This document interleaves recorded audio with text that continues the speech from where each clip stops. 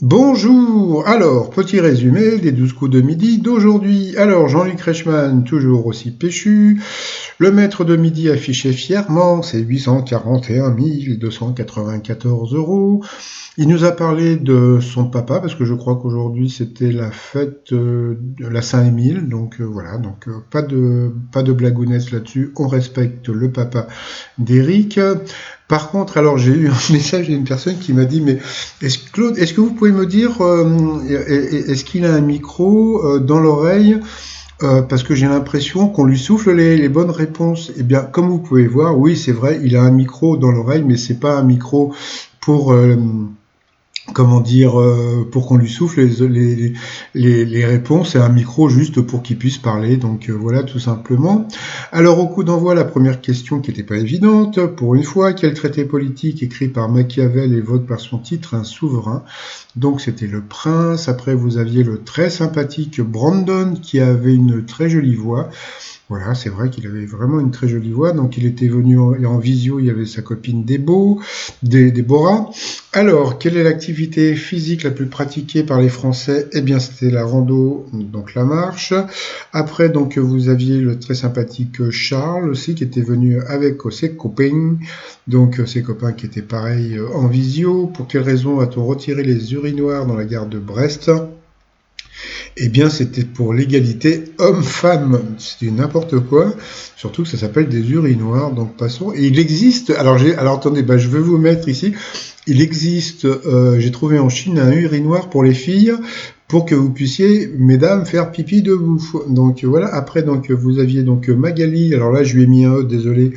J'ai vu qu'après qu'elle avait pas de E à son prénom. Donc elle était venue donc dans l'émission. Euh, parce que bon, il y a un petit gamin voilà qu'il connaît qui est atteint d'un cancer et qui se bat, et donc elle aussi, donc elle est venue se battre pour lui, donc en plus, donc voilà, elle est venue danser, donc c'était très sympathique. Jean-Luc Reichmann lui a fait un bisou, on va dire un peu virtuel. Julien, son meilleur ami, était donc en visio, comme on peut voir, donc il n'y avait pas de Magali. Selon ses dires sur Instagram, quel jeu Kylie Jenner adore-t-elle faire chez elle? Donc c'était la The Puzzle. Dans le sud-ouest, qu'appelle-t-on un gave? Donc c'était un cours d'eau. Ça, je connaissais pas non plus. Donc, des fois, il m'épate, hein, mais bon, mais des panzani, hein, donc bon, passons. Après, Déborah a fait venir ces petits monstres pour les montrer donc à Jean-Luc Reichmann. Grâce à quelle pratique actuelle le physicien Isaac Newton a-t-il élaboré la loi universelle de la gravitation? Donc, c'était le télétravail. Sur cette question, il est passé au rouge. Qui dit rouge dit duel. Il a pris Charles en duel, qui est une question qui n'était pas évidente. Dans quel état la devise inscrite sur les armoiries nationales est-elle en français? Eh bien, comme tout le monde, on aurait pu penser au Canada, à Madagascar, etc. Et puis en fin de compte, c'était le Royaume-Uni. Donc, Eric le savait. Donc voilà, sauf que je pense que si la production lui mettait de temps en temps des questions beaucoup plus difficiles quand il passait en duel, eh bien, je trouve que on serait moins là quelque part, un peu pas le dénigrer, mais bon, donc passons. Allez, on dirait peut-être plus de bien de lui qu'autrement. Bon, passons.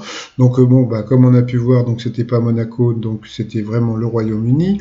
Ensuite, Brandon, Eric et Magali se sont retrouvés au coup par coup. D'abord, c'est Brandon qui est passé à l'orange. Après, il y a eu toute une série de questions sur le regretté Christophe. Et puis, c'est encore Brandon qui est parti sur une question. Pourtant, il y avait d'autres réponses qui étaient assez faciles. Donc, bien sûr, cette question, il est passé au rouge. Qui dit rouge dit duel.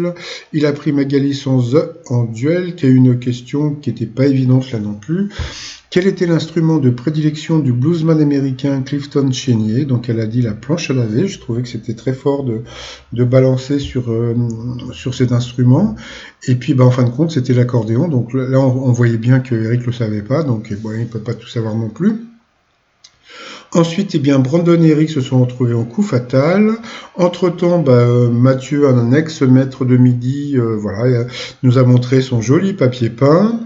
Donc, et puis bon, après, donc on a pu voir Brandon face à Eric, et puis bon, bah voilà, comme on peut voir, le pauvre Brandon, bah voilà, donc il restait juste 51 secondes à Eric, qui a eu que juste 2 questions à répondre, hein, donc voilà. Et puis bon, à la fin, c'était rigolo, parce que Brandon, comment appelle-t-on le cri du chat? Il a dit miaou! Donc ça c'était assez rigolo. Donc je offre à Brandon le fer à repasser, donc de la personne qui passe et qui repasse, parce que c'est vrai qu'il a beaucoup passé et repassé, et il n'a pas beaucoup répondu à des questions. Par rapport au coup de maître, qu'obtient-on en faisant cuire du sucre avec un peu d'eau dans une casserole? Donc bien sûr, c'est du caramel. Ensuite, où dorment le plus souvent les oiseaux la nuit? Donc, bah, il a répondu dans leur nid, comme beaucoup de personnes. On pensait que c'était une question de bébé, puis en fin de compte, bah, c'était un piège, puisque les oiseaux dorment dans les feuillages pour éviter d'être attaqués. Donc, franchement, alors on a appris un truc, et puis, bah voilà. Donc, comme je dis, Eric ne peut pas tout savoir non plus. Ensuite, selon une expression, qu'est-ce qui est à claque chez une personne très énervante? Donc c'était la tête. Je tiens à dire que je ne considère pas que Eric a une tête à claque, donc voilà, donc c'est vrai en plus. Qui appelle-t-on aussi fil de ferriste dans un cirque? Donc bien sûr, c'était le funambule. Donc c'est vrai que bon, bah, à part la question sur les oiseaux, il a eu comment dire pas mal de questions qui étaient assez faciles. Et puis à la fin, donc selon le régime Fletcher, que faut-il faire 32 fois de suite pour perdre du poids? Eh bien, c'était de mâcher chaque bouchée. Donc c'est vrai que j'ai déjà essayé et franchement, c'est pas évident de compter 32 fois, etc. Franchement, mais c'était voilà le régime Fletcher. Donc voilà, donc il a quand même gagné 1 000 €. Par rapport à l'étoile mystérieuse, bah, comme on voit, bah, il cherche, et puis donc là-dessus, il nous a balancé que ça pouvait être Gainsbourg. Donc c'est très rigolo, puisque bon, bah, comme je vous ai dit, je vous ai montré ces derniers temps, donc mon nouveau t-shirt, La vie ne vaut d'être vécue sans humour, et je suis en train de préparer une chanson basée sur ça. Donc bah, vous verrez plus tard. Moi, je trouve moi, ça me fait rire. Donc après, on verra pour vous. Donc, eh bien, après Eric, eh bien, bon, voilà, donc il est parti, donc il a quand même gagné 500 € à rajouter dans sa cagnotte. Après, donc on a pu voir donc Jean-Luc Reichmann, on a vu, ça y est, donc il est rentré chez lui, hein, donc il est rentré dans son manoir, je sais plus, je vous avais dit où c'était, je sais plus, je crois que c'était dans le 77 ou je ne sais où. Donc voilà, donc il nous a montré ses canards. Alors ensuite, j'ai eu pas mal de messages, donc je m'excuse auprès de toutes les personnes qui m'ont envoyé tous les messages. Pour moi, je peux pas répondre à tout le monde. Donc bon, alors il y a une personne qui m'a dit que Eric ne pouvait pas être vu en Bretagne avec la Range Rover, puisqu'en général, il touche les cadeaux après son élimination. Ce n'est pas vrai pour les cadeaux. C'est-à-dire que les cadeaux, ils sont touchés genre 15 jours ou une semaine après que la vitrine a été trouvée. Donc comment dire, la personne qui trouve la vitrine qui téléphone pour gagner la vitrine reçoit les cadeaux, je sais pas, peut-être 15 jours après. Et c'est la même chose pour Eric. Donc Eric a reçu toutes ses bagnoles, il a reçu tous les cadeaux. Donc bon, comme il habite dans une maison, je pense que voilà. Puis bon, comme il a pas mal d'amis et puis de famille, donc je pense qu'il en a distribué un petit peu à gauche et à droite.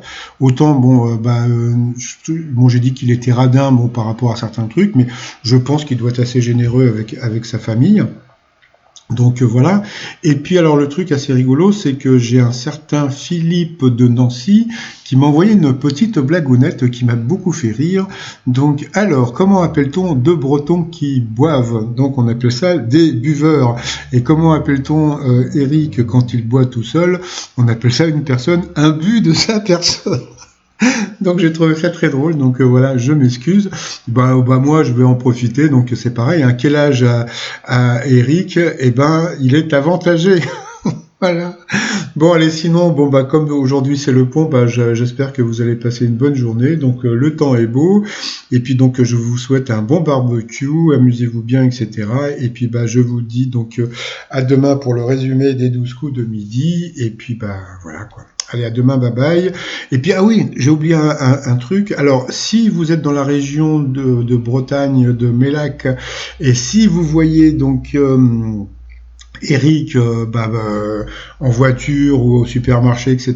Donc n'hésitez pas à m'envoyer une photo pour vraiment prouver qu'il est vraiment en Bretagne. Donc c'est étoile de midi outlook.fr et puis voilà, comme ça je pourrais poster. Puis je ne dirai pas les noms des personnes qui m'envoient les trucs, puisque comme je sais, il y a beaucoup de personnes qui m'envoient des infos.